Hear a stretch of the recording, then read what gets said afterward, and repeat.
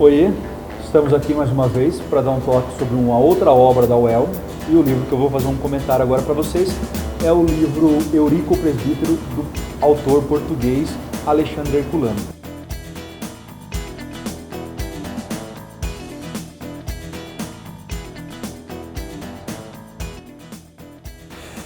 Bom, então uma coisa importante você observar, tá? Na história do Eurico, quando ele pede a Ermengarda em casamento, observa que ele é rejeitado por questões sociais, pelo pai dela, tá?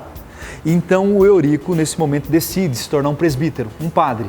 Então isso vai levar a gente a um questionamento. Ele não é um padre por vocação. Ele não segue Deus porque ele tem crença nisso.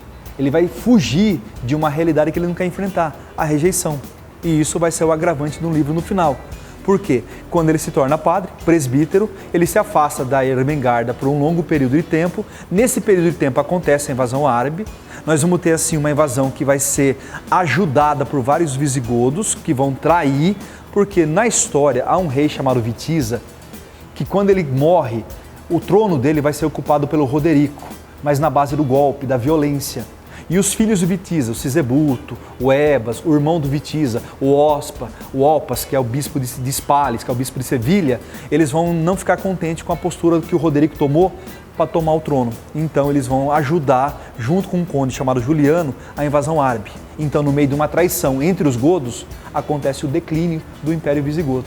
Há uma traição que determina o fim do Império Visigótico, que é uma coisa que o livro apresenta, que um dos motivos do declínio desse império é o enorme nível de corrupção e de luta por poder que havia internamente. E com essa invasão árabe, a última expectativa, a última esperança visigótica que sobra é que o irmão da Ermengarda, um guerreiro chamado Pelágio, um nobre, o Duque de Cantábria, ele vai conseguir reunir guerreiros nas Astúrias, que é o norte da Espanha, e através de uma caverna chamada Covadonga, que é especial dentro do livro, ele vai começar a criar um núcleo de resistência. E aí, nesse momento, o Eurico, para ajudar os visigodos, ele se transforma num cavaleiro negro e vai passar a combater os árabes. E o que acontece nesse momento, então? Ele, que já tinha combatido os árabes em algumas batalhas, se reúne aos cavaleiros da caverna de Covadonga para ajudar o Pelágio. Só que nesse momento eles recebem a notícia que o mosteiro onde a Ermengarda estava alojada foi invadida pelos árabes e ela foi sequestrada. Então ele heroicamente vai salvá-la da mão do Abdalaziz, que é o árabe que a sequestrou, que ia torná-la esposa, traz ela de volta para a caverna, enfrentando enormes perigos, típico de uma novela de cavalaria, daí que o livro pode ser um poema também, como se fosse um poema épico, uma novela de cavalaria, tá? E simultaneamente a isso, nós temos o final do livro com a batalha final, aonde o Eurico, ao reencontrar a Ermengarda depois de anos, ela vai declarar o quanto ela o ama, o quanto ela o amou e que ela naquela época só não ficou com ele por um respeito ao pai, mas que agora nada os impede que eles fiquem juntos. E aí acontece que o Eurico, desesperado de amor, parte para cima dela para beijá-la e ele faz um comentário bastante engraçado, que ele pergunta se a gente tivesse um padre agora para nos abençoar. E aí ele lembra que ele é o padre. E aí ele lembra que por causa do celibato clerical, a relação amorosa entre os dois é impossível.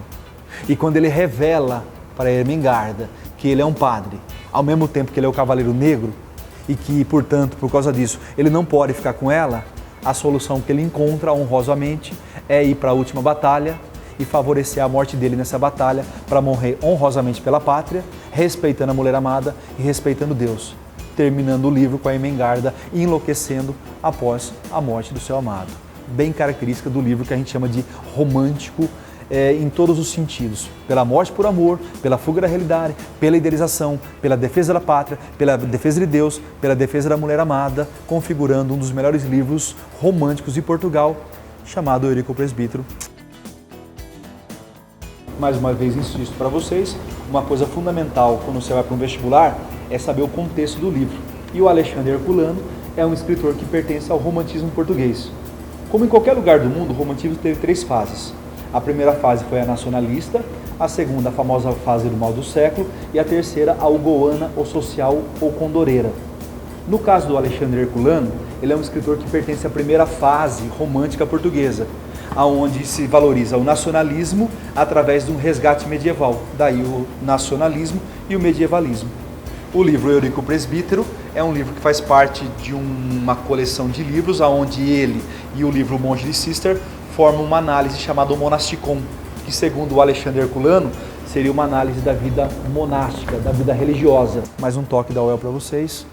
Tudo de bom, boa leitura a todos.